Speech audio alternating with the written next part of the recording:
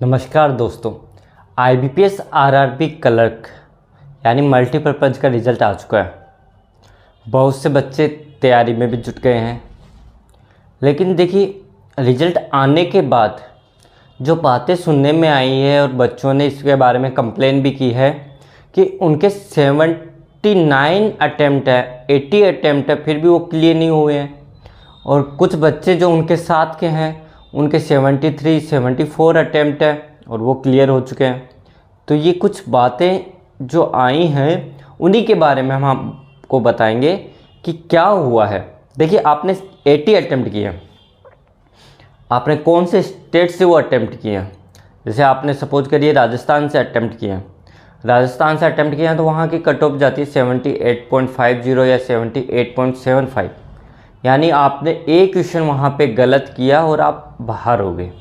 जैसे ही आपने अटैम्प्ट किए, लेकिन आप विद रीजन बताते हैं कि चलो हमने एक क्वेश्चन गलत किया और हम बाहर हो गए, लेकिन हमारे दोस्त ने तो 75 पे अटैम्प्ट किया और वो भी उसी कैटेगरी जनरल कैटेगरी का है, तो वो अंदर कैसे आया। तो इसमें क्या होता है कि आपके क्वेश्चंस जो अटैम्प्ट कर रहे हैं अगर वो 100% एक्यूरेसी के साथ रहते हैं, उसके बाद में आपकी स्केलिंग भी होती है तो आपको एक्यूरेसी मिलती है, वहाँ पे एक्यूरेसी के पॉइंट मिलते हैं। तो हर सब्जेक्ट में जैसे 40 नंबर का है तो 3.5 मार्क्स की एक्यूरेसी का पॉइंट वहाँ पे रहता है। तो 3.5 और 3.5 7 नंबर की मैक्सिमम एक्यूरेसी वहाँ पे आपको मिलेगी। तो आप सोचिए, अगर उसने 75 अटैम्प्ट किए हैं तो एक में उसने 37 अटैम्प्ट किए हैं और एक में उसने 38 अटैम्प्ट किया है। तो जिसमें 37 अटैम्प्ट किया उसने 100% एक्यूरेसी है, तो उसका स्कोर बढ़ के अप्रोक्सीमेट 40 पहुंच जाएगा या 39 पॉइंट समथिंग पहुंच जाएगा। और जिसमें 38 अटैम्प्ट किए हैं उसका भी स्कोर उसका 40 के लगभग या 40 पहुंच जाएगा। तो इसलिए वो आपसे ज़्यादा स्कोर कर रहा है और इसलिए वो इन हो गया और आप आउट हो गए।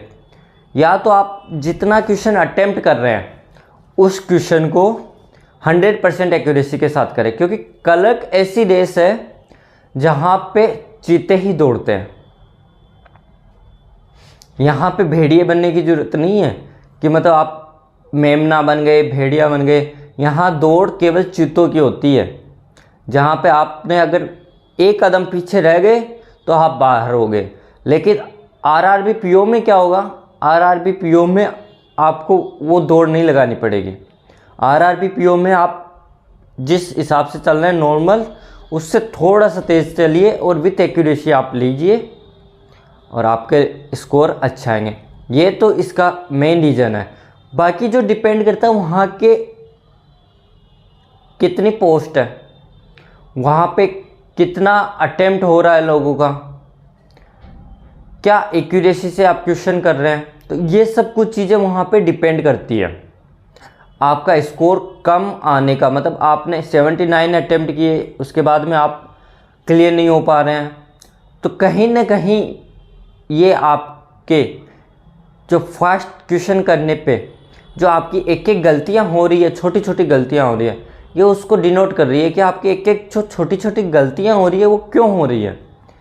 तो आप उन गलतियों से सबक लीजिए और आगे आने वाले एग्ज़ाम में उस तरह की गलतियां ना होने दीजिएगा। इसके अलावा हम बात करते हैं IBPS RRB क्लर्क के स्कोर कार्ड की।